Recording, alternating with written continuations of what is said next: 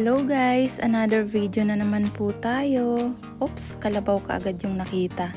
Ayan, pupunta po tayo sa aming buyuan. Tingnan po natin, bisitahin po natin ang aming buyuan kung ano nang nangyayari. At ayan ang daan. Diyos ko, may maliit na sapa. Guys, maputik po, madulas po ang daan kaya dahan-dahan lang po talaga kami. Ayan.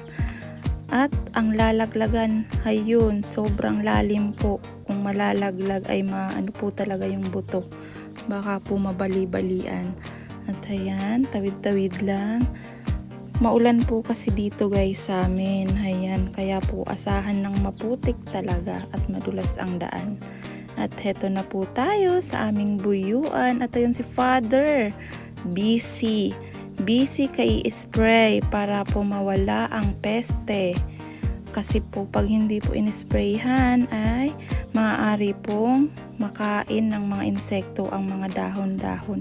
Ang buyo na nga pong tinatawag. Malawak po talaga guys ang aming buyuan at ayan, dito po kumikitang pangkabuhayan ng aming tatay at nanay. Sa pagbubuyo guys, medyo madali lang po to ikumpara mo sa pagkukopra at pag-uuling. Dito po kasi sa pagbubuyo, ganito lang po siya kasimple. Pero kahit po simple, nakakapagod pa din po. Pero magaan lang po siya kung tutuusin. Ayan, dahon-dahon lang po siya guys, pero wag kayo dyan. May pera dyan. Pag ibinenta po yan ay talagang medyo malaki pong pera ang inyong kikitain. At ayan na nga po guys, ang aking father, bisibisihan po sa pagpili ng malaki sa maliit na buyo. Ito po ay pinamitas niya before po siya mag-spray. At ayan, kailangan na kailangan po talaga guys na i-separate si malaki at si maliit dahil iba po ang presyohan niyan. Ang dali lang po talaga guys tingnan, di po ba? Pero sabi nga ng tatay ko, nakakaantok ang ganitong trabaho. Pero ayos lang po guys kasi kita nyo naman po, hindi naman po masyadong mabigat.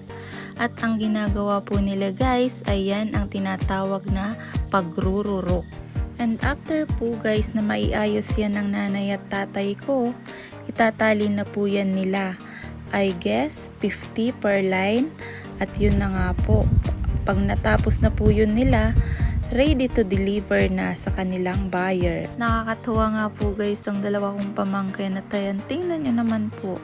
Marunong na ding magrurok ng buyo. Nakikita po kasi sa kanilang lolo at lola kung paano ito gawin.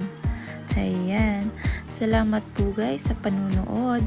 See you sa next video po na aking i-upload.